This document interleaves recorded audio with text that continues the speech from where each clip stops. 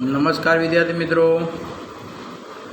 આપણે chapter number 1 ગણનો અભ્યાસ કરી રહ્યા છીએ.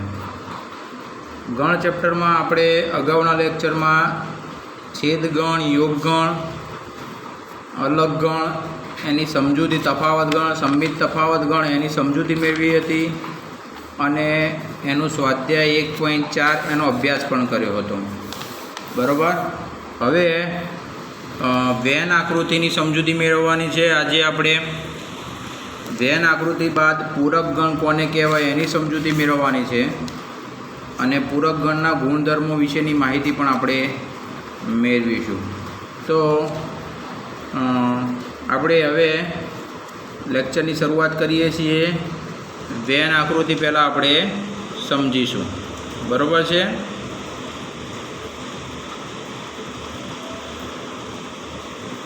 તો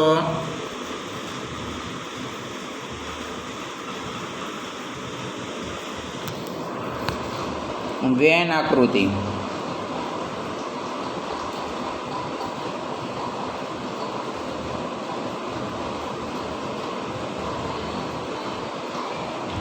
વેન આકૃતિ એટલે શું? તો વેન આકૃતિ એટલે સાર્વત્રિક ગણ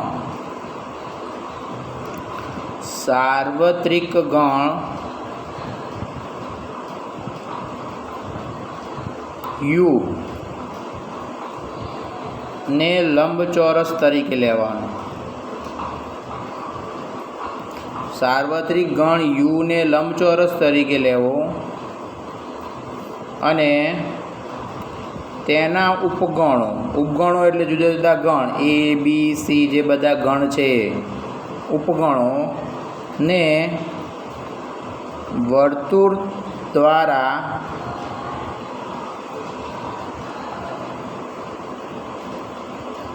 રચતા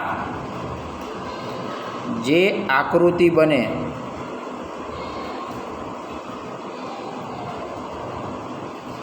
તેને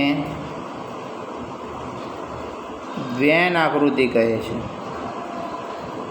બરાબર. એટલે વેન આકૃતિમાં સાર્વત્રિક ગણ યુ હોય એને લંબચોરસ લેવાનું અને એમાં જુદા જુદા ગણ અંદર વર્તુળ દ્વારા દર્શાવીને જે આકૃતિ બને એને વેન આકૃતિ કહેવામાં આવે છે.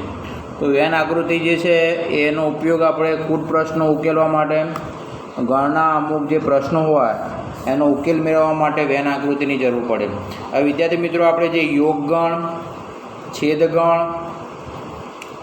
પછી તફાવત ગણ એ જે આપણે ભણ્યા હતા, બરાબર છે, એની વેન આકૃતિ આપણે જોઈએ.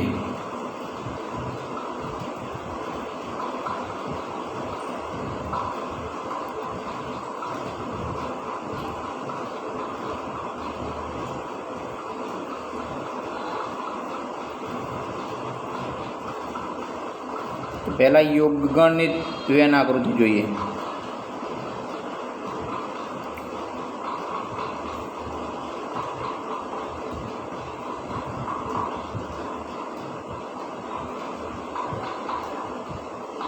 આ રીતે આવશે. આ યુ એ સાર્વત્રિક ગણ કહેવાય, લંબચોરસ. હવે એના અંદર બે વર્તુળ દોરશે. બરાબર છે. એના અંદર બે વર્તુળો આવશે A અને B.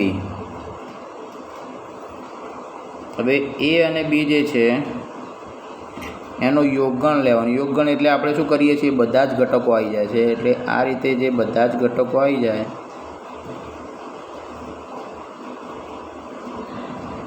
એટલે આ તમારો A યોગ B બની ગયો.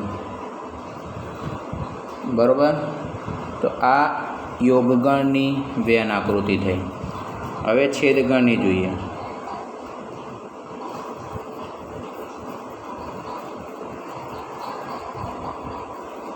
છેદગણ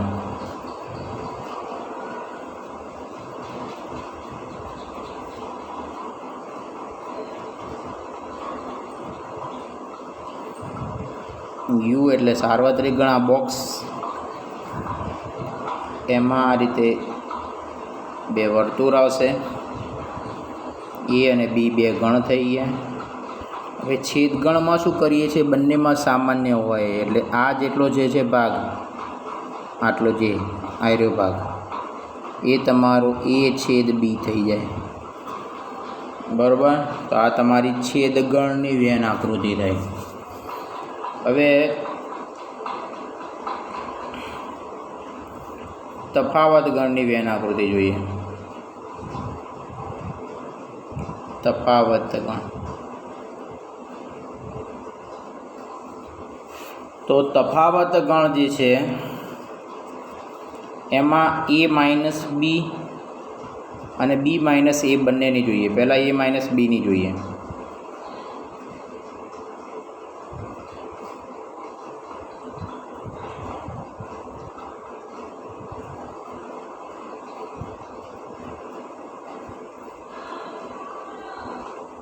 ए माइनस बीનો અર્થ શું થાય છે, એમાં હોય પરંતુ બીમાં ન હોય, એટલે એના જે ઘટકો હોય એટલા જ લેવાના,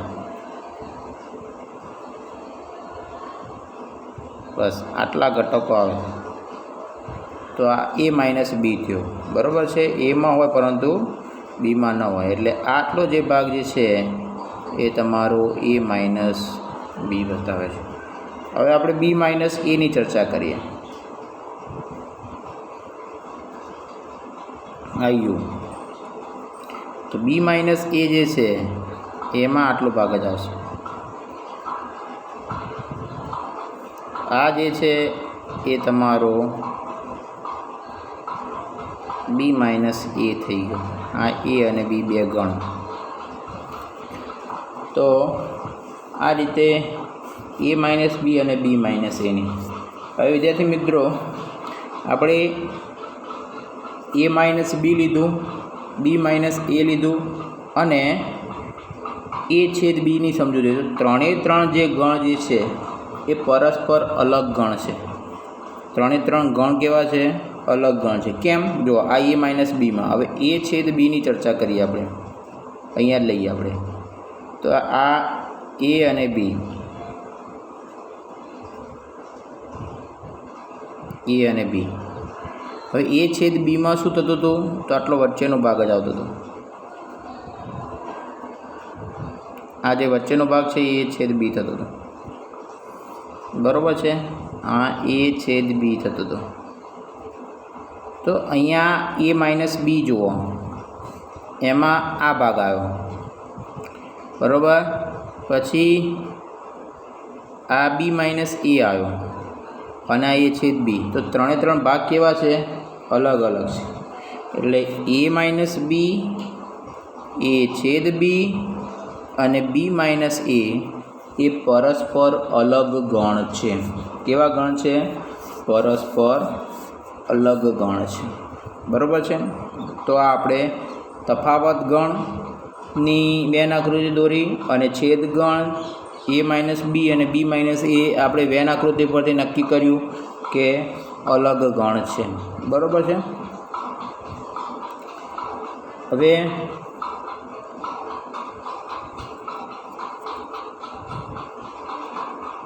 સંમિત તફાવત ગણ,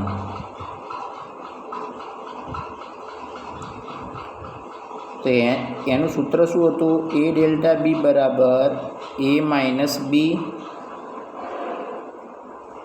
યોગ બી માઇનસ એ માઇનસ બી યોગ બી માઇનસ એ।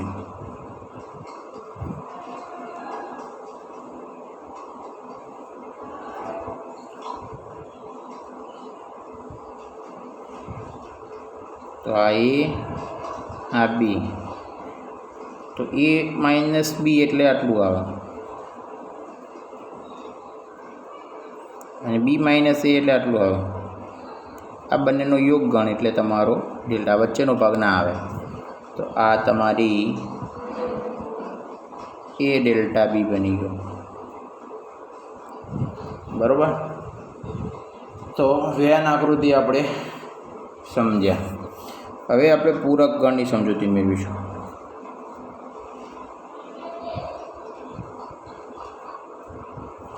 પૂરક ગણ,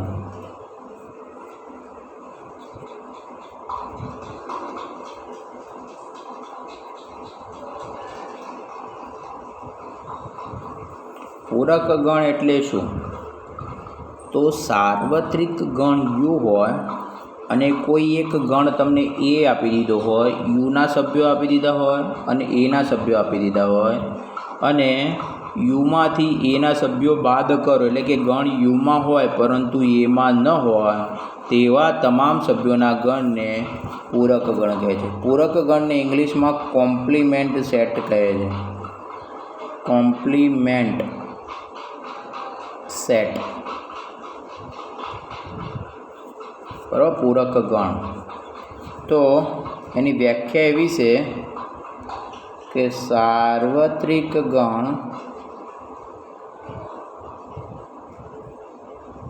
યુમાં હોય પરંતુ સાર્વત્રિક ગણ યુમાં હોય પરંતુ ગણ એમાં ન હોય. સાર્વત્રિક ગણ યુમાં હોય પરંતુ ગણ એમાં ન હોય તેવા તમામ સભ્યોના ગણને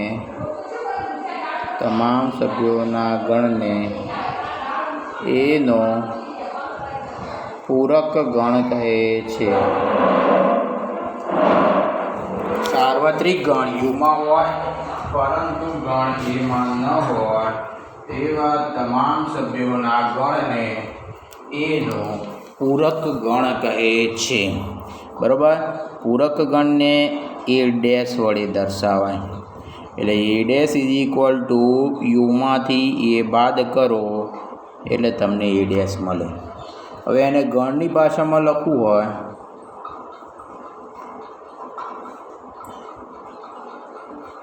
તો A dash is equal to X, જ્યાં એક્સ બિલોંગ્સ ટુ યુ અને X does not belongs to A. એટલે કે યુમાં હોય પરંતુ એમાં ન હોય તેવા તમામ સભ્યોના ગણને એનો પૂરક ગણ કહેવામાં આવે છે. તેને સંકેતમાં એ ડેશ વડે દર્શાવવામાં આવે છે. બરાબર છે. તો એનું ઉદાહરણ લઈએ. યુ બરાબર 1, 2, 3, 4 અને 5. એ બરાબર 2, 3 અને 5.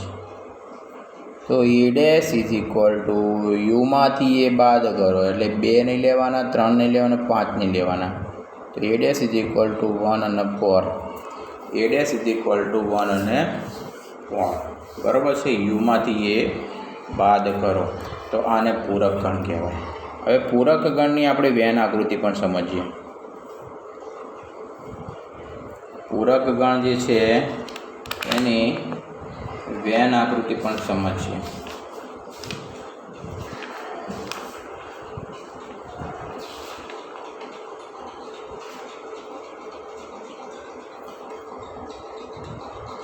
પૂરક ગણની વેન આકૃતિ.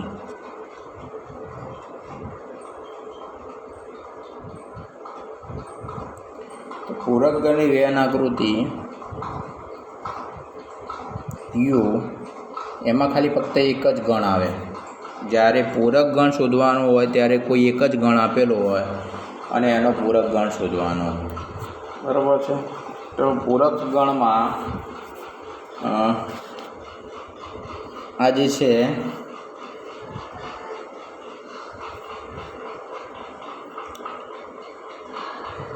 એ ડેશ, આપણે શું કરીએ છીએ? A dash is equal to યુમાંથી એ બાદ કરીએ છીએ. એટલે કે એ લેવાનો નહીં. આ તમારો ગણ એ છે. એના સિવાયના જે ઘટકો આવે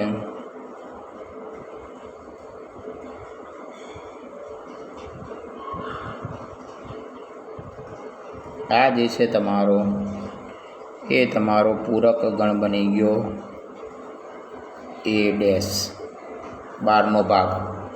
એટલે યુમાંથી એ સિવાયના સભ્યો હોય એને આપણે પૂરક ગણ કહીએ છીએ. તો આ પૂરક ગણની વેન આકૃતિ થઈ. બરાબર. MCQમાં તમને બધી વેન આકૃતિ આપી હોય કે આમાંથી નીચેના પૈકી પૂરક ગણની વેન આકૃતિ કઈ, તો એ સિવાયની જે બધો ભાગ રેખાંકિત ભાગ હોય એટલે પૂરક ગણ બની જાય. એ સિવાયનો રેખાંકિત ભાગ હોય એ પૂરક ગણ બને. હવે આપણે વિદ્યાર્થી મિત્રો પૂરક ગણના ગુણધર્મો જોઈશું.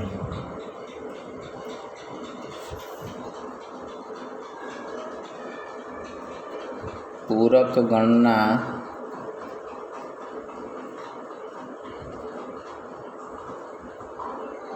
ગુણધર્મો. તો પૂરક ગણના ગુણધર્મો જે છે એમાં પહેલો ગુણધર્મ જે છે કે એ અને એ ડેશ એમનો છેદગણ, એ અને એ ડેશનો છેદગણ જે છે એ ખાલી ગણ મળે. એ અને એ ડેશનો છેદગણ ખાલી ગણ મળે, બરાબર. અને એ અને એ ડેશનો યોગગણ તમને યુ મળશે, બરાબર. કેવી રીતે એનું ઉદાહરણ લઈએ આપણે? ધારો કે યુ બરાબર ધારો કે લઈએ 1 2 3 અને એ બરાબર આપણે લઈએ 2 3. હવે એ ડેશ એટલે યુમાંથી એ બાદ કરો એટલે 1 વધે. હવે એ છેદ એ ડેશ, તો આ એ છે તમારી પાસે, આ એ છે અને આ એ ડેશ છે. બંનેમાં સામાન્ય ઘટક કોઈ મળતો નથી એટલે એ છેદ એ ડેશ બરાબર 5 થાય. હવે એ યોગ એ ડેશ, તો એ અને એ ડેશનો યોગગણ લો એટલે 1 2 3 મળે. અને 1 2 3 શું બતાવે છે? યુ. તો એ યોગ એ dash is equal to you થાય, બરાબર. તો આ પૂરક ગણના ગુણધર્મો છે, પહેલો ગુણધર્મ. હવે બીજો ગુણધર્મ જોઈએ.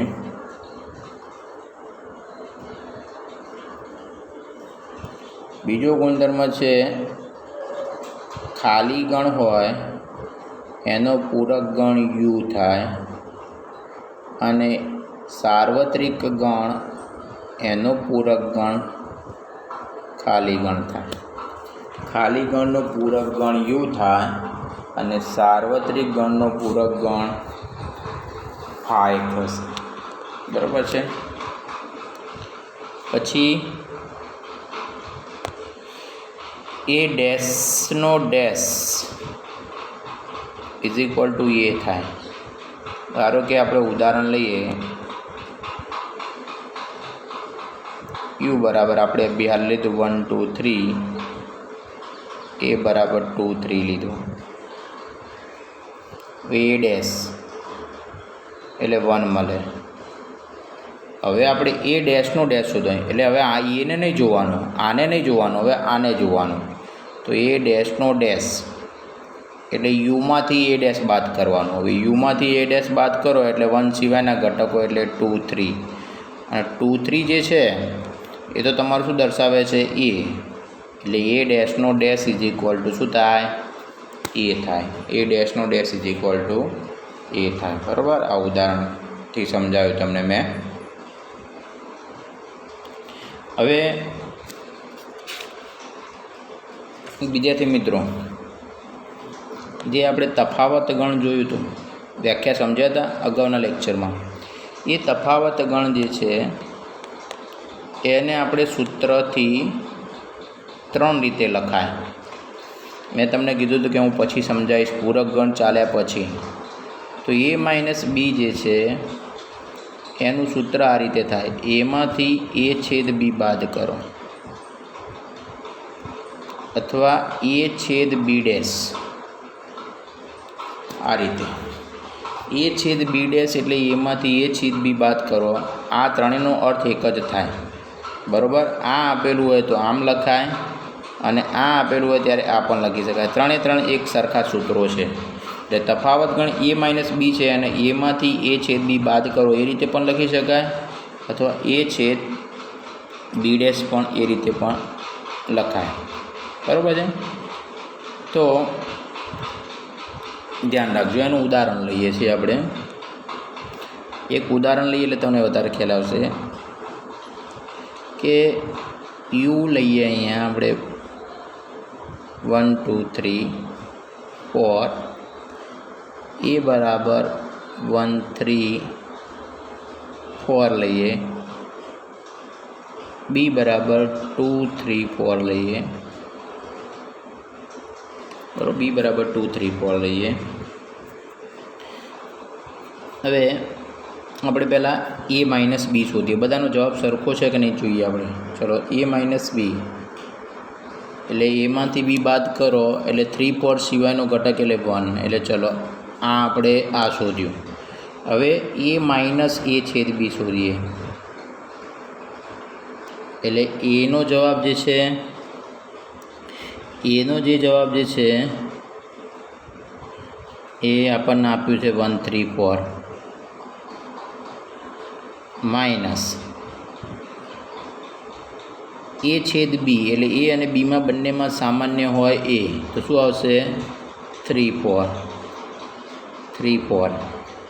બરાબર. હવે આ બંનેની બાદબાકી કરો તો શું વધે, 1 વધે. તો ચલો આનો જવાબ પણ 1 આવ્યો. હવે છેલ્લું એ છેદ બી ડેશ. ચલો એ એટલે તમારે આપ્યું છે 134 છેદ બી ડેશ. બી ડેશ એટલે શું કરવાનું, યુમાંથી બી બાદ કરવાનું. બી ડેશ એટલે શું કરવાનું, આ યુમાંથી બી બાદ કરો. ચલો યુમાંથી બી બાદ કરો એટલે 2 3 4 બાદ કરો એટલે 1 વધે. ચલો 1. હવે આ બંનેનો છેદગણ એટલે શું જવાબ આવે, 1 આવે. તો જો વિદ્યાર્થી મિત્રો, અહીંયા પણ 1 જવાબ આવ્યો, અહીંયા પણ 1 જવાબ આવ્યો, અહીંયા પણ 1 જવાબ આવ્યો. તો 3 એ 3 કેવા થયા, સમાન. કેવા થયા, સમાન. તો એ માઇનસ બીની જગ્યાએ, એ માઇનસ બીની જગ્યાએ એ માઇનસ એ છેદ બી પણ લખી શકાય અથવા એ છેદ બી ડેશ પણ લખી શકાય. બરાબર.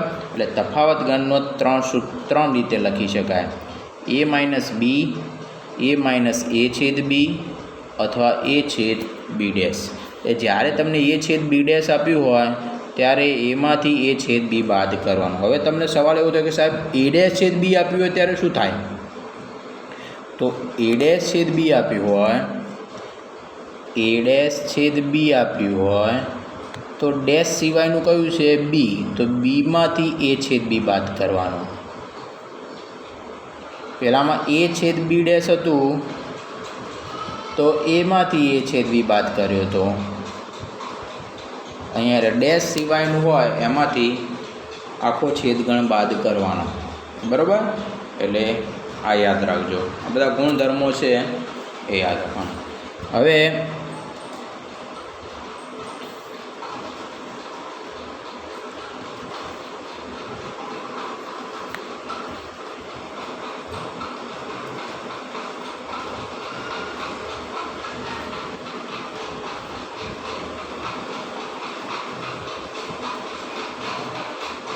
જે આપણે સંમિત તફાવત લખ્યું હતું, સંમિત તફાવત,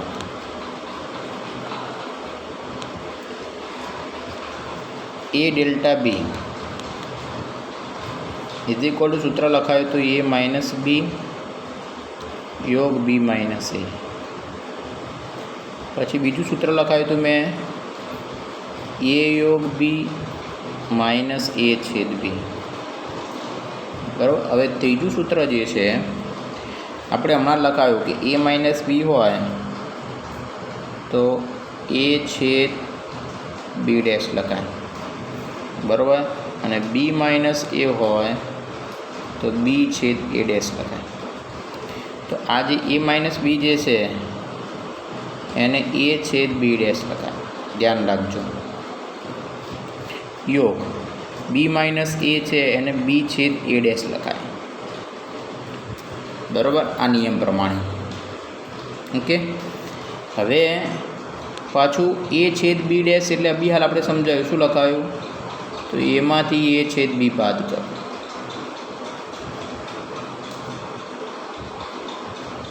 યોગ બી છેદ એ ડેશ એટલે શું લખાય, બીમાંથી એ છેદ બી બાદ કરો. બરાબર.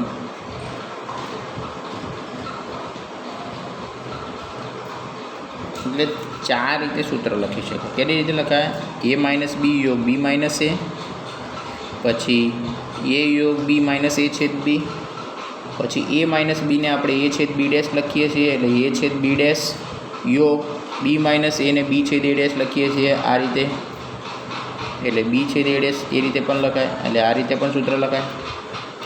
પછી એ છેદ બી ડેશ એટલે એમાંથી એ છેદ બી બાદ કરો, યોગ બી માઇનસ એ છેદ બી, બરાબર. એટલે આ બધું ખાલી તમારે યાદ રાખવાનું છે. ઓકે,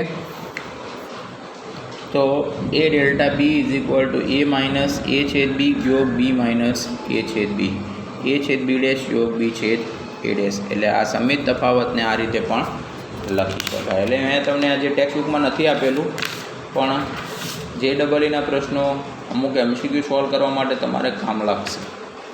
હવે વિદ્યાર્થી મિત્રો, પૂરકગણ જે આપણે ભણ્યા એમાં આપણે જેવી રીતે વિભાજનનો નિયમ યોગ ક્રિયાનું છેદ ક્રિયા પર વિભાજન, છેદ ક્રિયાનું યોગ ક્રિયા પર વિભાજન આપણે ભણ્યા હતા, એ જ રીતે અહીંયા તમારે આવશે દ મોર્ગનના નિયમો.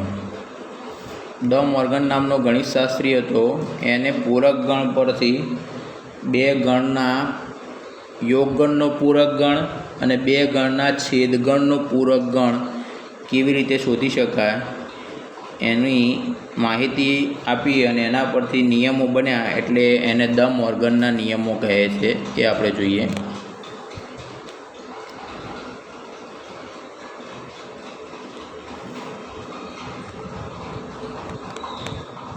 દ મોર્ગનના નિયમ.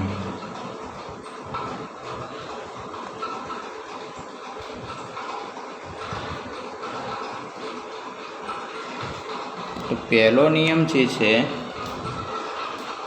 એ યોગ બીનો ડેશ ઇઝ ઇક્વલ ટુ, આ જે છે એ અંદર ડેશ દાખલ થાય એટલે એ ડેશ, યોગ હોય તો એની જગ્યાએ છેદ બી ડેશ, એ ડેશ છેદ બી ડેશ.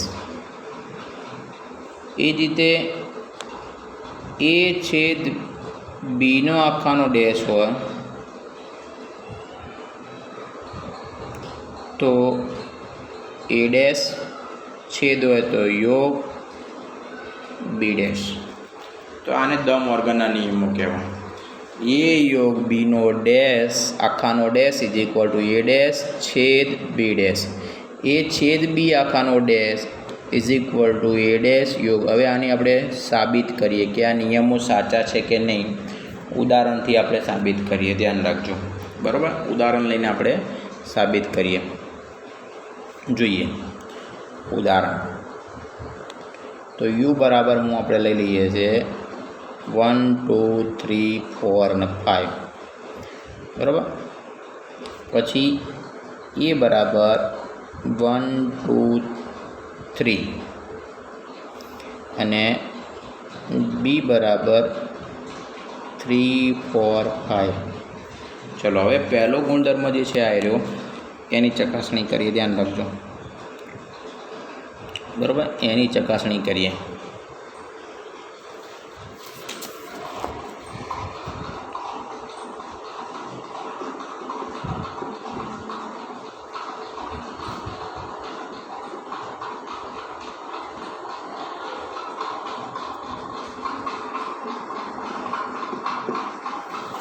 જોઈએ, ધ્યાન રાખજો.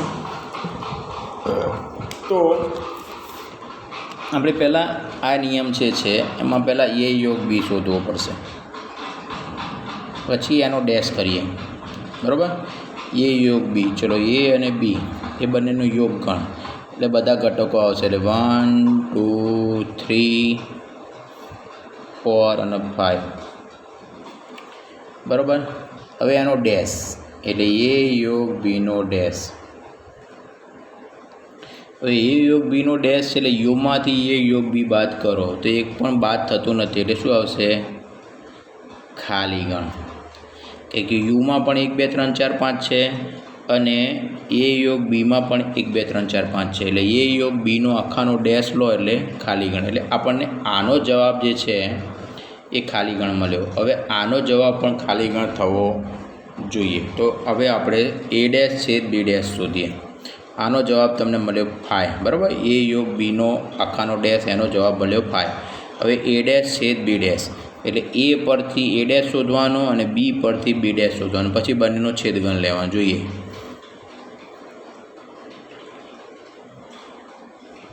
તો એ ડેશ બરાબર યુમાંથી એ બાદ કરો તો એ બરાબર આપણી પાસે 1 2 3 હતા. એ બરાબર 1 2 3 હતા. બી બરાબર આપણી પાસે હતા 3 4 5 અને યુ બરાબર 1 2 3 4 5.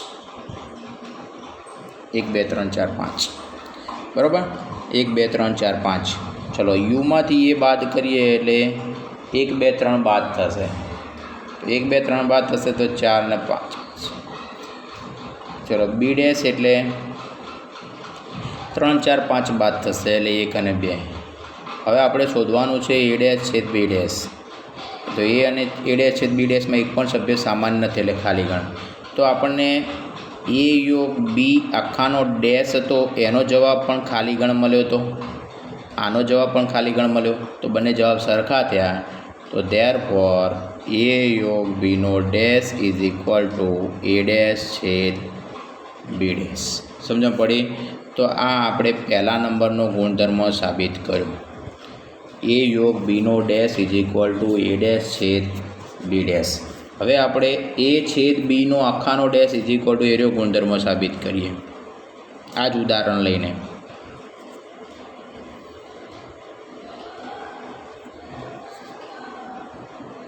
યુ બરાબર 1 2 3 4 5, એ બરાબર 1 2 3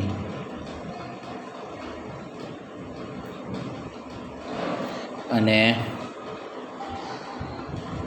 બી બરાબર 3 4 5.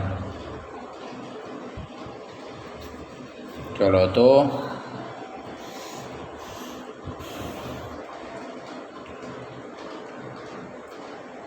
એ છેદ બીનો dash is equal to A dash યોગ બી ડેશ આવું સાબિત કરવું છે. તો પહેલાં આપણે એ છેદ બી શોધી કાઢીએ. ચલો એટલે એ છેદ બી એટલે બંનેમાં સામાન્ય હોય તો કેવું આવશે 3. હવે એ છેદ બીનો ડેશ કરવો છે આપણે. એ છેદ બીનો ડેશ એટલે યુમાંથી એ છેદ બી બાદ કરો એટલે 3 યુમાંથી એટલે 3 સિવાયના ઘટકો લખો એટલે કયા આવશે 1 2 4 અને 5. તો આ તમને મળ્યું એ છેદ બી ડેશની આયરી કિંમત મળી. હવે આપણે આ શોધીએ. ચલો એ ડેશ એટલે યુમાંથી એ બાદ કરો. એ ડેશ એટલે યુમાંથી એ બાદ કરો એટલે યુમાંથી એ બાદ કરશો એટલે 1 2 3 સિવાયના ઘટકો એટલે 4 અને 5 હશે. ચલો બી ડેશ એટલે યુમાંથી બી બાદ કરો એટલે 3 4 5 સિવાયના ઘટકો આવશે એટલે 1 2. એ બંનેનો હવે આપણે યોગગણ લેવો છે. તો એ ડેશ યોગ બી ડેશ એટલે શું આવશે 1 2 4 અને 5. તો જો વિદ્યાર્થી મિત્રો આનો જવાબ પણ 1 2 4 5 મળ્યો, આનો જવાબ પણ 1 2 4 5 મળ્યો. તો એના મતલબ કે એ છેદ બી આખાનો dash is equal to A dash યોગ બી ડેશ. તો વિદ્યાર્થી મિત્રો આ દ મોર્ગનના નિયમો કહેવાય જે આપણે ઉદાહરણ દ્વારા સાબિત કર્યા. બરાબર છે. હવે જે દ મોર્ગનના નિયમો જે છે આ તો જોયા છે. બરાબર છે. હવે બીજા નિયમો છે એ બીજા નિયમોમાં અન્ય નિયમોનું સ્વરૂપ એ નિયમોનું સ્વરૂપ ચોપડીમાં નથી આપેલું. એ આપણે ખાલી દ મોર્ગનના અન્ય નિયમોનું સ્વરૂપ પણ તમારે યાદ રાખવાનું છે.